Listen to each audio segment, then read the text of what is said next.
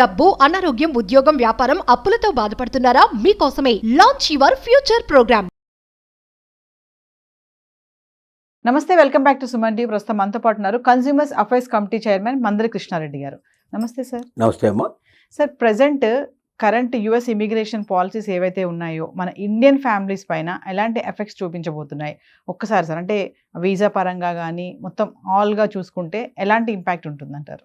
Trump రెండోసారి అధికారంలోకి వచ్చిన తర్వాత ఒక కసి, ఒక ద్వేషం చూపించే పరిస్థితి ఏర్పడింది. ఎందుకంటే అతను అమెరికా ఎలక్షన్స్ టైంలో, తన ప్రెసిడెంట్ ఎలక్షన్స్ టైంలో చాలా ప్రామిస్లు చేశాడు.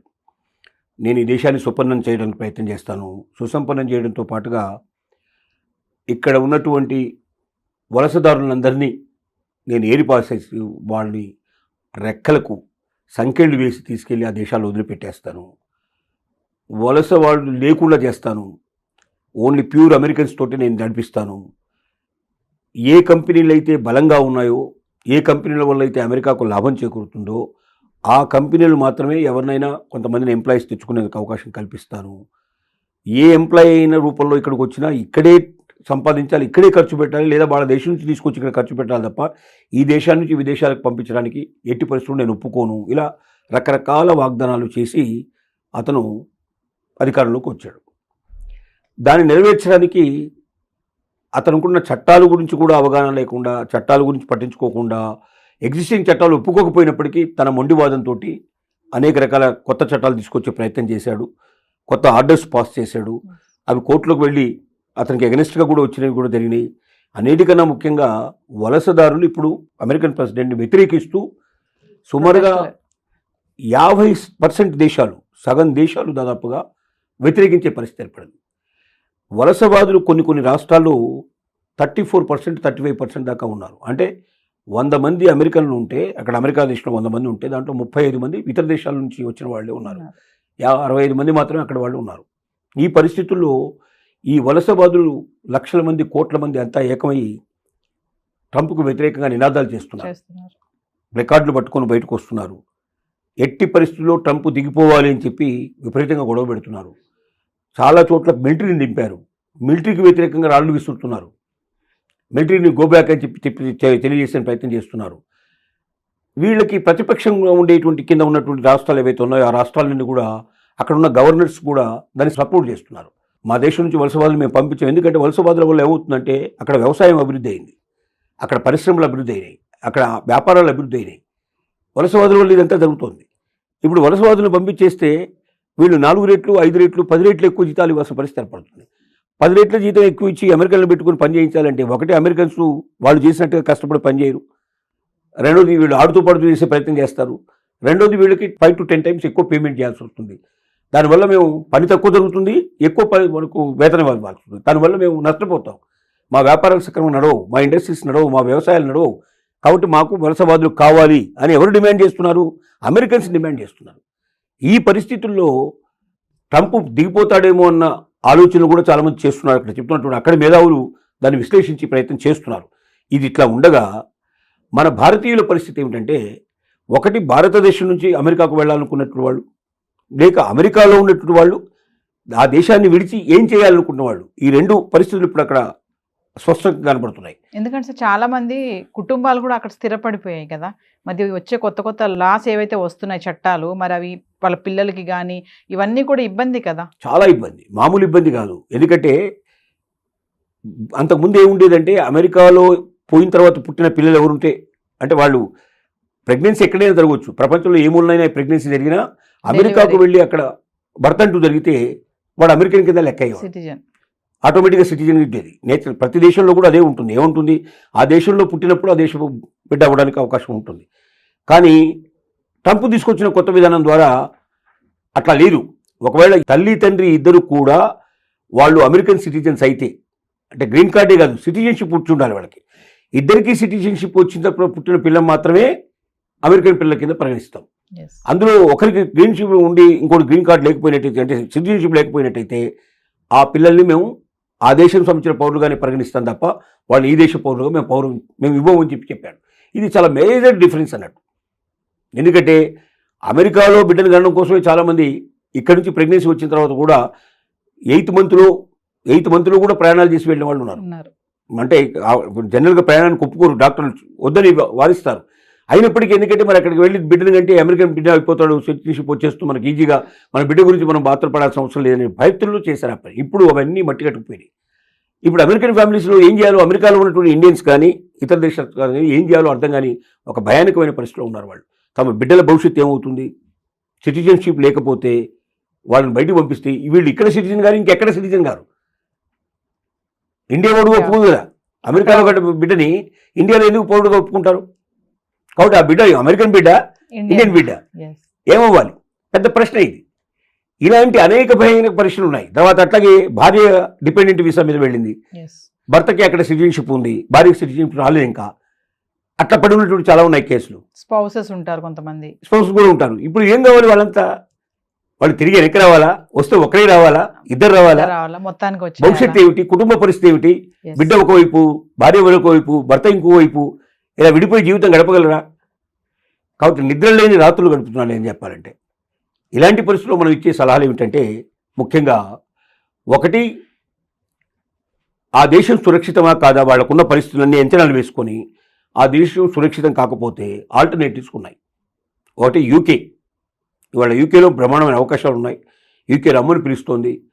యూకే లోపల మనకు యునైటెడ్ కింగ్డమ్లో లండన్ కానీ మిగిలినటువంటి యూరోప్ దేశాల్లో కానీ చాలా దేశాల లోపల మంచి పరిస్థితులు ఉన్నాయి, స్థిరమైన ప్రభుత్వాలు ఉన్నాయి. అక్కడ ఇక్కడికన్నా తక్కువ వీసా ఛార్జెస్ ఉంటాయి, ఇక్కడికన్నా బహుళ ప్రయోజనాలు అక్కడ ఉండే అవకాశాలు ఉన్నాయి. జీతం కొంచెం తక్కువ రావడానికి అవకాశం ఉంది, కానీ జీవితం సుస్థిరంగా నిర్మించుకోవడానికి పాసిబిలిటీ ఉంది.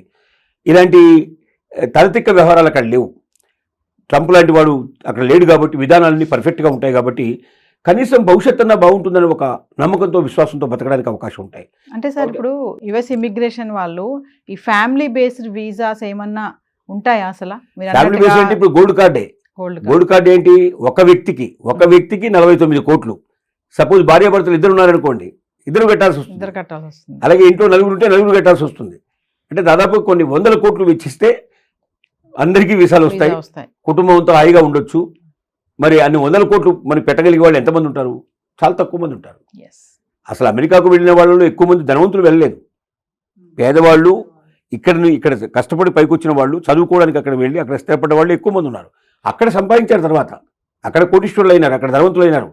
కానీ ఇక్కడే ధనవంతులైన వాళ్ళు వెళ్ళి ఇండియాలో మనకు వ్యాపారం అక్కర్లేని వెళ్ళి అమెరికాలో వ్యాపారం చేస్తానని వెళ్ళిన వాళ్ళు వేళ్ల మీద లెక్కించిన వెళ్ళిన వాళ్ళు ఉంటారు, అంతకన్నా ఎక్కువ ఉండరు. ఇప్పుడు ఏమైందంటే ఇక్కడి నుంచి వెళ్ళి అక్కడ స్థిరపడాలనుకున్న వాళ్ళు కళలన్నీ కళలైపోయినాయి.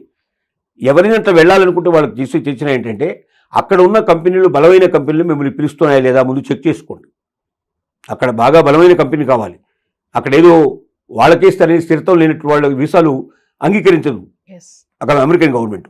బలమైనటువంటి పెద్ద పెద్ద కంపెనీస్ ఏవైతే ఉన్నాయో అవి అట్లాంటి ఫార్చ్యూన్ కంపెనీలు ఏవైనా ఉంటే ఆ కంపెనీలు మిమ్మల్ని ఇన్వైట్ చేయగలిగితే ఆ లెటర్ మీకు బాగా పనికొస్తుంది. దాని పేరు మీకు H1 వీసాలు, మంచి వీసాలు, H4 వీసా కానీ, H1 వీసాలు కానీ ఇలాంటివన్నీ అక్కడ దొరికే అవకాశాలు ఉన్నాయి.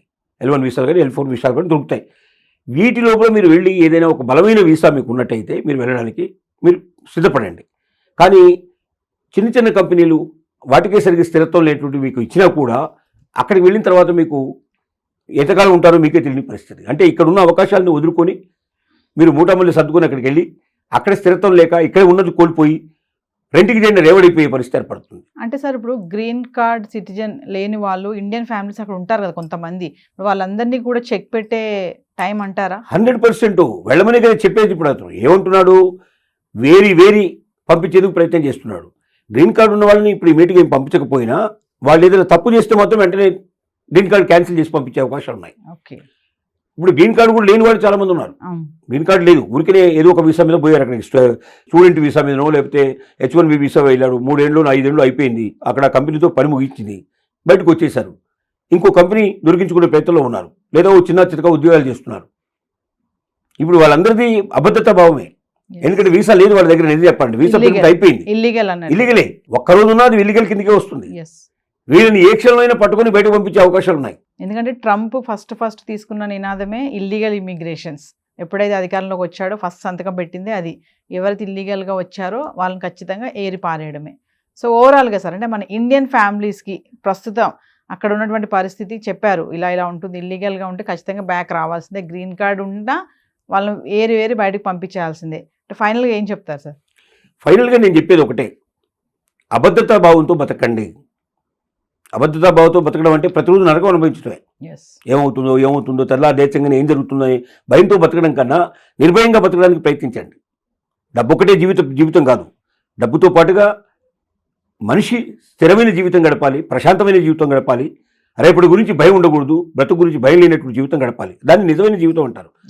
మంచి జీవితానికి, నిజమైన జీవితానికి మనం స్థిరపడాలి తప్ప మనం ఒక పెద్ద దేశం, ఇక్కడ బాగా సంపాదించే అవకాశాలు ఉండొచ్చు దండి కానీ ఉద్దేశంతో ఉంటే ఏ క్షణంలో మిమ్మల్ని ఇబ్బంది పెడతారో, ఏ క్షణంలో మిమ్మల్ని పట్టుకుని సంఖ్యలు వేసి పంపిస్తారో తెలియనటువంటి పరిస్థితి బతకడం అనేది అది సరైనది కాదు. దాన్ని మనం ఎట్టి పరిస్థితులు సలహా ఇవ్వకూడదు.